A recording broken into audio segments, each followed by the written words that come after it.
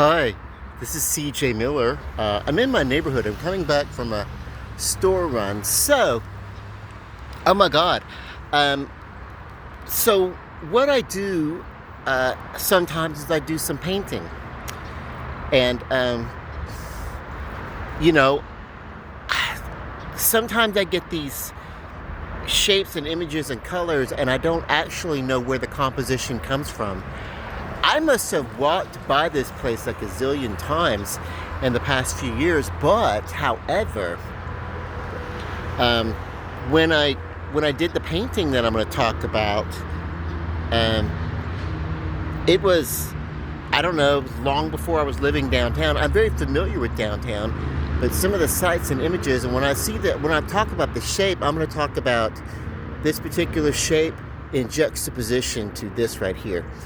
This mount of bushes and stuff like that. And it's kind of foggy from this image.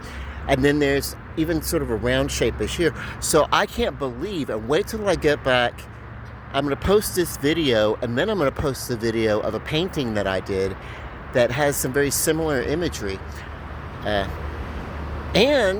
I didn't quite know what was going on, but there's some semblance to a view of the building that I live in from the back side of it also. So hold on.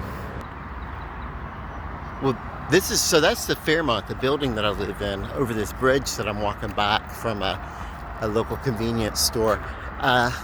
Yeah.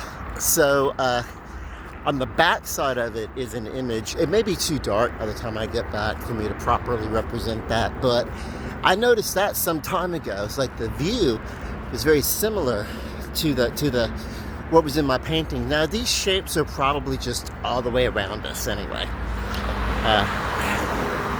But I'm just finding similarities. I've always wondered, hey, where's the ratio of sky to ground coming from? And it just happens to be most of the time my vantage point. Hold on. As I'm moving closer, there's a very intense blue light.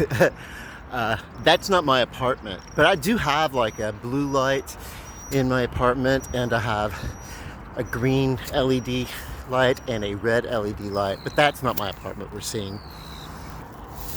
Hey, I'm only checking in now because I want this video to stay lit on my device until I get back in my apartment, because I want to talk about that painting in the same video. As I'm talking about the shapes and the views that I'm seeing in my natural habitat. Hold on. Okay, so still CJ, and I'm so glad that I was able to pause the video and it not time out before I got back to the apartment. I kept doing little bitty taps along the way to make sure that it wasn't going to happen. So you see the composition, very similar. This started out being some sort of weird rock, like it was like, or weird shape, like, who is, I just backed into a painting, I went to put it down. Folk art is what I call it, all over my apartment. This one I actually painted in acrylic. This was the first painting, well, I did since, for this go round. I mean, I'd painted when I was like a teen once in a while, but, so anyway, but this composition, I was always puzzled. Why am I getting this composition? And it seems a little off-centered and everything. The way that I walk and the gaze that I keep, this is the view. This is my eye view. Now, if I were doing a wide shot, and everything, it would be like far out. But typically there's like, I don't know. It's like if I'm walking up a bridge or something like this is like whatever. And then there's always some sort of like, field or something hidden by some bushes or something like, I don't know. But anyway, so my building, the back side of it has this little L shape. I didn't realize that as I was painting this. Actually, this started out being a mountain range. And I remember the brush that I was using, and I think I was trying to use I don't know, like a slanted brush or something like that. And I remember thinking that I couldn't get it to look right. And then at one point, I think I actually accidentally touched it and the paint smeared or something like that. So I just went on and did this. And I just kept building layer upon layer upon layer. Like this was a very living thing. Like if you get in close, this particular painting has all sorts of components and everything like that. And it's okay to touch it. This is like several years old. And I never had the heart to sell this one because I really enjoy it. But this reminds me of that bush that I just passed by. And I did not paint this to look like a bush. I painted it. It was initially just a big, shapeless blob, and then had the accent of a white on top of the gray. Uh, and it kind of reminded me of, that little shapeless, nondescript, towery figure in Starry Night. Van Gogh's A Starry Night. He did a series. There's three of those that he did, three Starry Night paintings. But the one that's really famous, it has the shapeless thing, and really what it is, and what I think, because it overlooks the town and everything like that. So what I think in his work, I think it's actually. I think it's the asylum he was in, because it was the viewpoint of the asylum, and everybody's like, "What's that shapeless thing?" It's the asylum that he's in. So he's not. It's not the view from his asylum. It's what he would be viewing if he were viewing from the backside or the outside of his asylum. It's perspective. Like I think you just put it. You know what I mean? But everyone's got their own interpretation on these things. So this. I came up with an entire backstory, a whole mythos when I was doing it. When I painted this, I was painting it and I was doing live videos of me painting. And this is a moon, but this is not even a really well-formed moon. It's almost like a moon that's in Gibbons, waning or something like that. Or waxing from whatever side, I don't know. But it was, I think this is Gibbons waning. It would be. But I didn't know that at the time. I looked that up later. But there was like all these little glowing bits of atmosphere and light popping through the many different layers of trees and the different types of. And for me, it was like maybe like some sort of I thought maybe I was doing a rainforest or something real heavy with foliage or something like that. And it's actually, I did an entire series that spun off of this that I nicknamed Emerald Prominence. I think that actually may be the name of this one in particular, because of all the greens and everything. So, and then based on the strength of this one, people started talking to me about the painting, the art that I would do, on social media, word of mouth, and this and that, and how much would you charge to do this, or how much would you charge to do that? And then some of it I could do, and then some of it was beyond what I could do at the time. But that was like, oh my God, I want to say several years ago, and I'm more comfortable now with myself as a visual artist, so I could, I could work some more in say with commission. Like what I like to do with something like that is I like to talk with someone a little bit about their lifestyle. I like to get a look at where on their wall or in their home space or their workspace the work is going to go, and I like to try to create something that fits their lifestyle and their imagery, that represents them, so that when I do a painting by commission, it's almost as if which I'm not a perfumer or anything like that, but if I were creating a perfume for someone, in essence, with their name on it, or if I were doing a lifestyle line of clothing, or if I were doing anything with the person's name on it to brand for a person, what I would want to do is I would want to get a look at their life and what they do. And so I'm none of those things, but as a visual designer, when I paint and I do a commission for someone, I really want to get inside of the personality of the person that has commissioned the art, and I try to do it for them. And everything is like one of a kind. I don't do replications. I may take a couple of images for my memory, but I don't, make up a bunch of prints and sell prints of my paintings or anything like that. And it's very like this was very. It was meant to be very ethereal and have sort of a I wanted there to be some differences in the definition between what was up close and then the moon in the back that maybe has maybe a little hazy.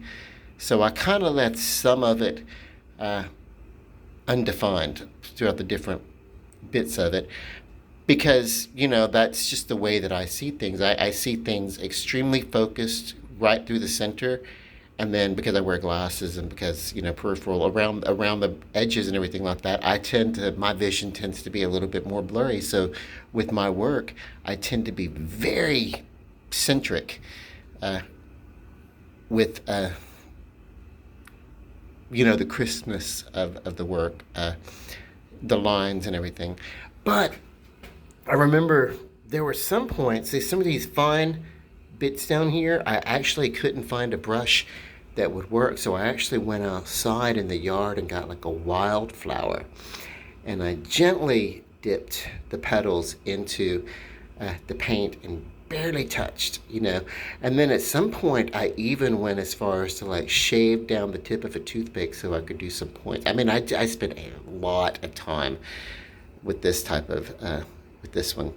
And there's multiple layers of, because it's like, okay, at some point it's like, oh my God, the colors are getting too intense, they're getting too bright, but this is not like a real summery springtime thing. So the blooms and the blossoms on this bush, they need to be in tune with, they need to kind of match. Do you know what I mean? They can't be too far.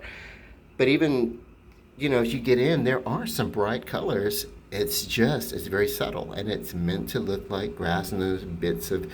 I haven't really gotten up close and examined this in a long time.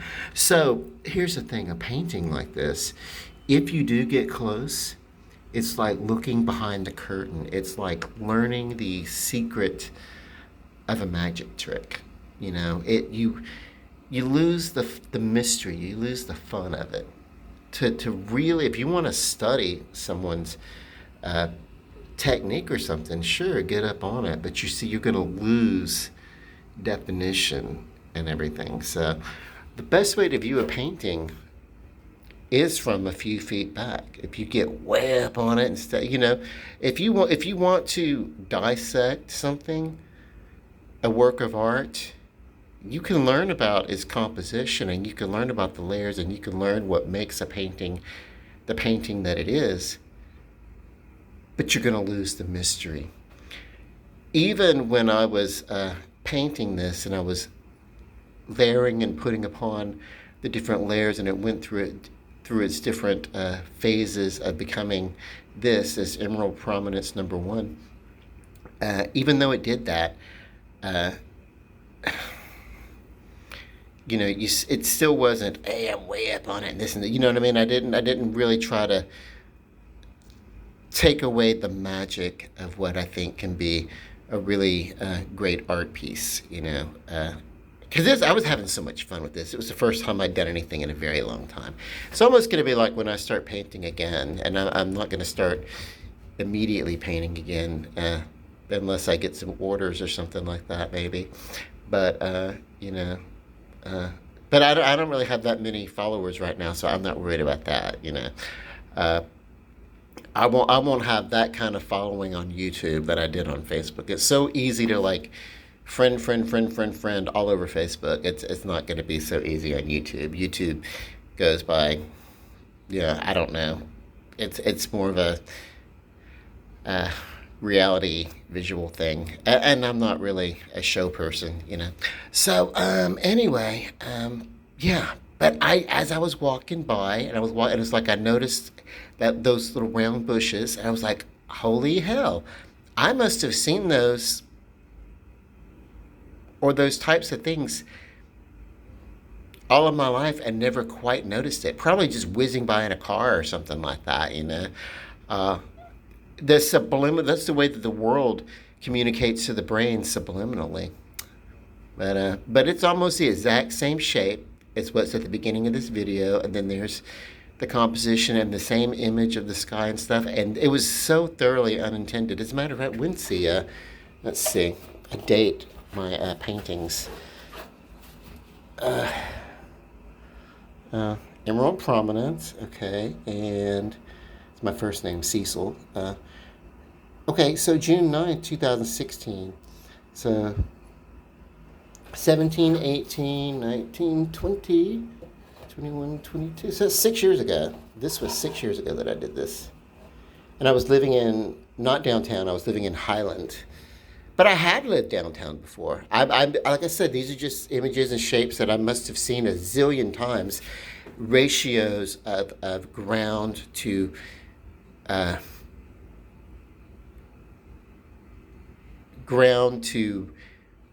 face building to sky, the ratio of my vision, it must be really what I'm doing. So I don't know. But initially I came up with, when I did this, and then it was like, okay, cool, now I'm going to spin this into something, and I'm going to talk about this used to be a structure, a man-made structure, and it turns out it was very much like the building that I live in. So it's as if something had happened and the nature had retaken over the urban areas and the cities and the towns and everything like that. Kind of like that series, What Happens After Man.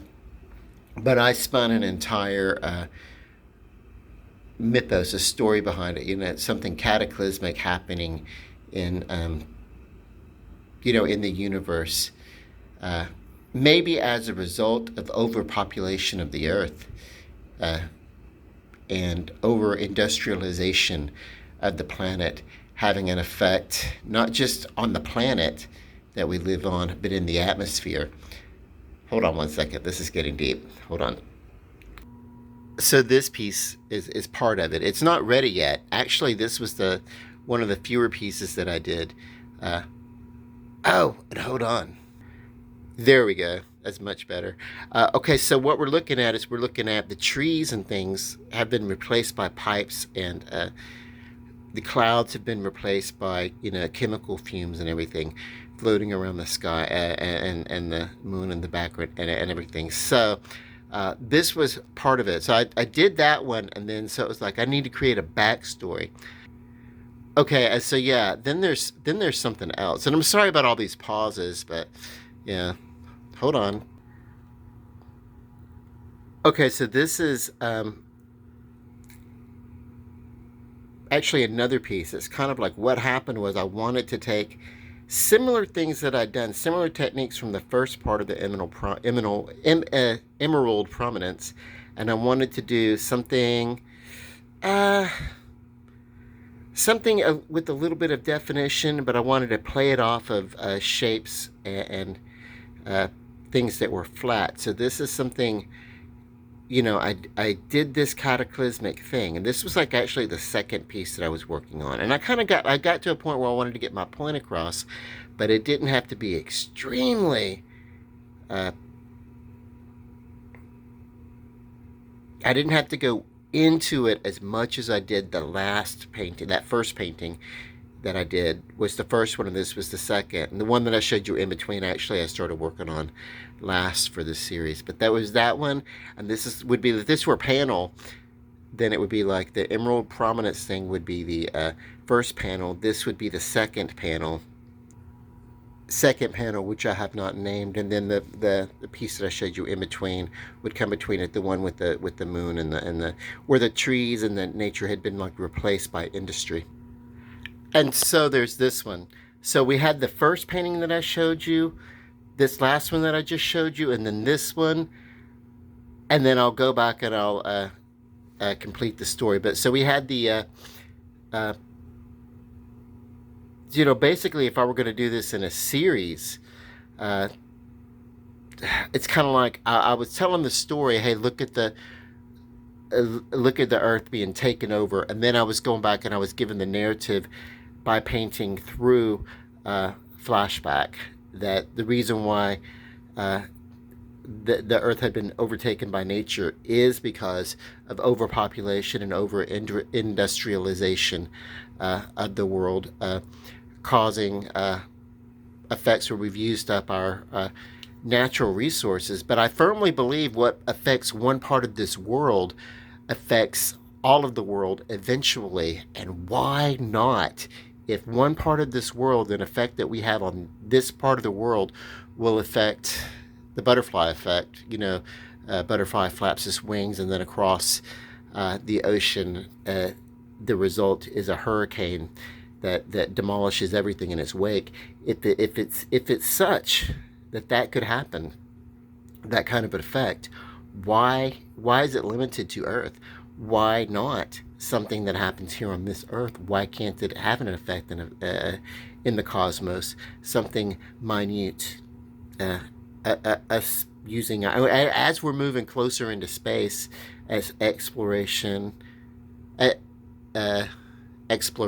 Yeah, as we're moving more in that area, especially wanting to go to Mars and this and that. Or maybe we've already been to Mars. I don't know. Maybe Mars is our natural planet. Maybe we should be looking towards Venus. As the universe expands, eventually Venus is going to be in our place. So I do not know. I don't know what the hell I'm talking about, but I do know this. I do believe that if something happens on one part of the world that can affect the totality of the world, then why not, if something happens on this planet, why can't it affect something way out in the cosmos? And of course, here we're looking at the result of that, a nebulous explosion. It kind of reminds me of, nebulas are where stars and planets and universes, they become born. That's kind of cool. So I know it's a little bit comic booky and everything like that, but I just think it's really, really cool. So and then so basically, let me just do this. This is like, I'll do the whole sequencing of events. This is where we began in this series, and it's all this, I didn't know what these shapes were at first. I have an understanding now. But when I was doing them, I thought, okay, some sort of ecological message I can send. I feel like, it doesn't hurt for art. Art can be for amusement. It can be for fun. It can be light, especially in design, but it can also tell a story. And so that's what I wanted this series to do. So here's this. Nature overgrowing the planet, because this does not look like a mountain. It looks like a structure that I didn't quite know what it was or whatever. So anyway, okay, and this is the second panel in this series, and I'm going to show you why in just a second. But it was like, okay, so hold on. So I painted this one first. Technically it was first, and it could go at the beginning of the sequence, but in the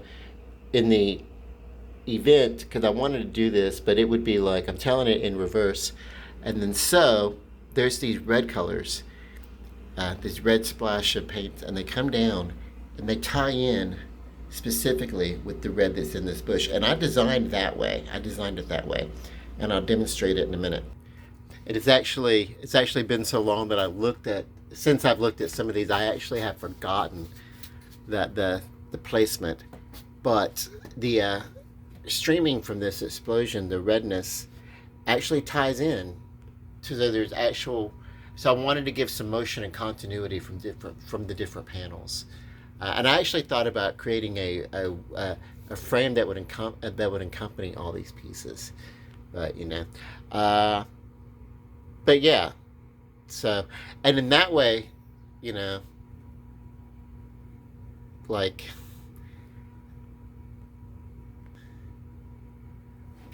you know what? You'll have to forgive me. I'm going to repeat myself because I get excited and I forget my place. So we have some red here that I wanted to tone down a little bit. I didn't want that much red. Okay. And then I came up with the social ecological message that I wanted to give. And so the movement of the red throughout these paintings. And yeah, so, this is, left over from this cosmic blast, and the effect that it's having on the planet. And then all that regrowth happened after this destruction. But in my narrative, it all started because of, you know, overpopulation and over industrialization as a result of that overpopulation of the planet in the first place. So, and then there's even some rustic. I use the reds here as rust and everything like that, but they're going up. So the movement of the is going up, and then it would go to the cosmos. It would cause that uh, great effect in the universe that would in turn circle back and have an effect on the planet. But that's my theory. What happens here on Earth in this in this narrative? What happens here on the planet?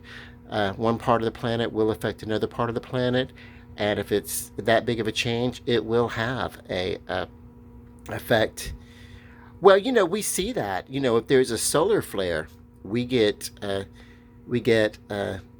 magnetic disruption of our electrical devices, and radars go haywire and all that kind of good stuff. Can affect atmosphere. I don't know. I'm not really a meteorologist or a cosmologist or anything like that. Although at one time I was a cosmetologist, but that's different. So anyway, so here's where we are, and that's the story that I'm telling with these paintings. And I'm glad I did some spring cleaning, and I brought some of these things back out again.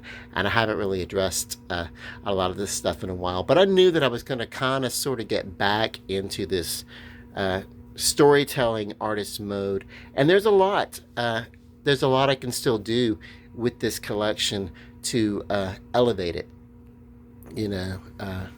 More detailing, because this is not a finished piece at all. But I do like that parts of it are highly focused, and then some parts of it are not nearly as focused. But okay, so that's C.J. Miller, and this is me talking about some paintings that I've done, and I got triggered to talk about it from this walk coming back to a convenience store near my apartment. I was like, oh my god, that bush was awesome.